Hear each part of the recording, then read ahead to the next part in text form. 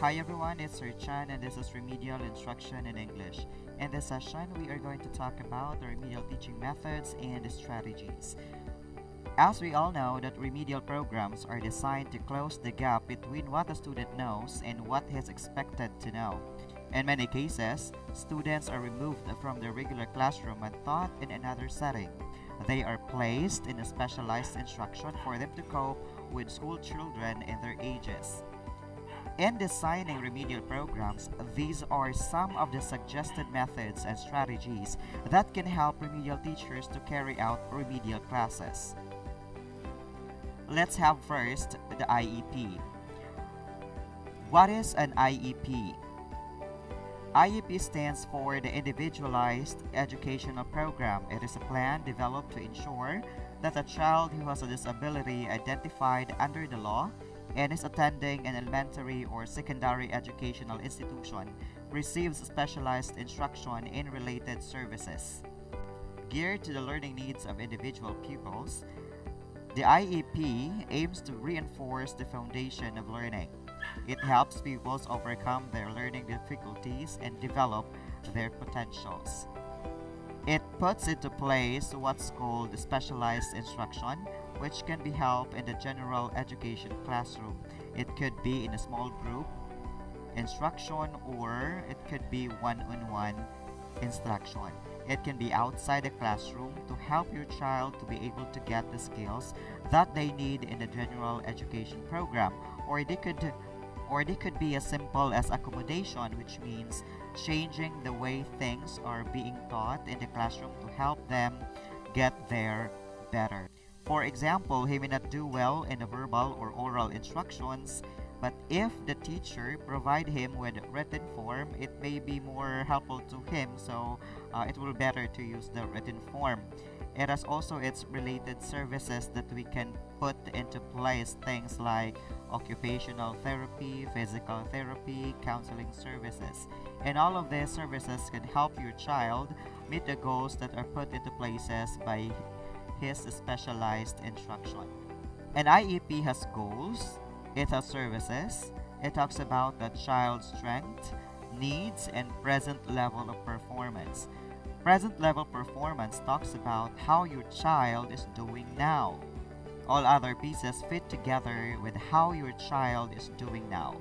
The goals talks about how we are going to put these services into place to make your child move forward to getting the same appropriate education as other children in his age. Now, based on the law, the IEP or the Individualized Educational Program should include the following members. First are the parents. In all other people, parents have much more expertise about the child. Next, the general education teacher, or this is the regular teacher. The administrator, this could be the principal or any one that is supervising the remedial program.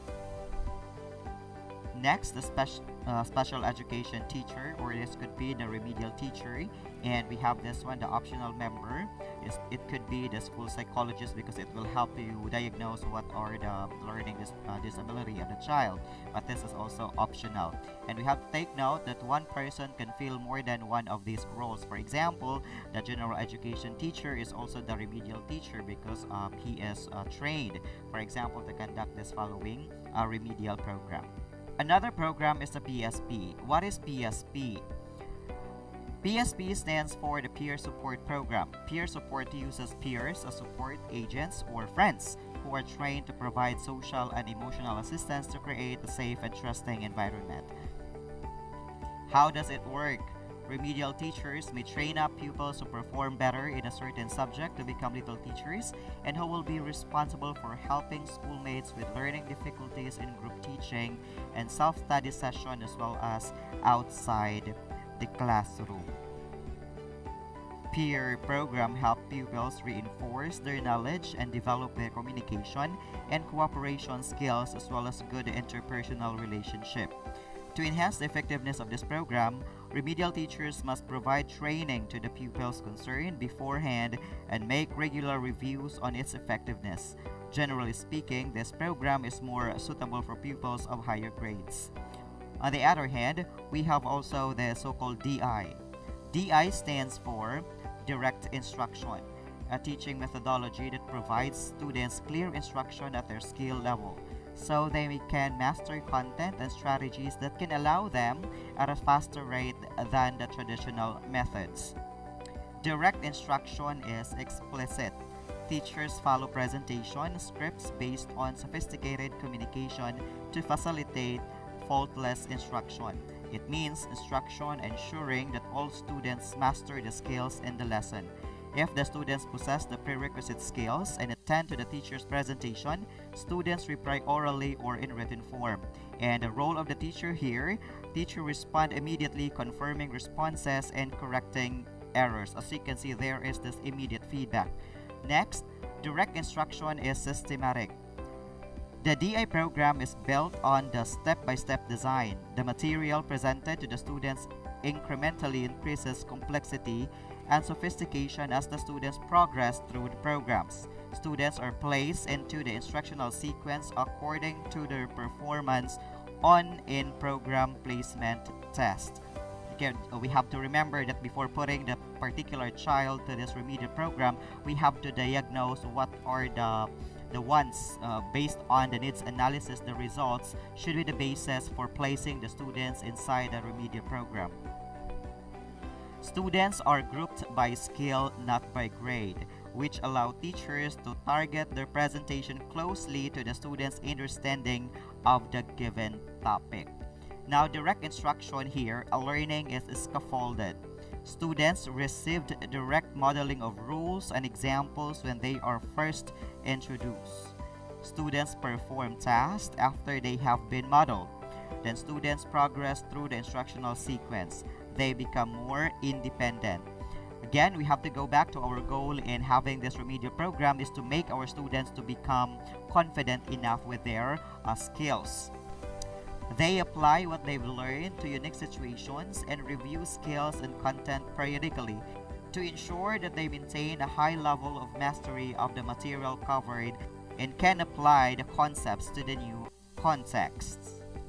Next, in the direct instruction, students progress through the instructional sequence as dictated by their performance. And we have to remember that here in the direct instruction, the fundamental step in implementing direct instruction successfully is to make sure that all students master all the material they encounter in the lessons each and every day of the session. And next, we have this so-called reward scheme. This is following the behaviorist theory and perspective when it comes to teaching and learning process. The reward scheme is proven to have positive effect in enhancing pupils' motivation. It aims at guiding pupils to set their own objectives and plans and positively reinforcing their good performance.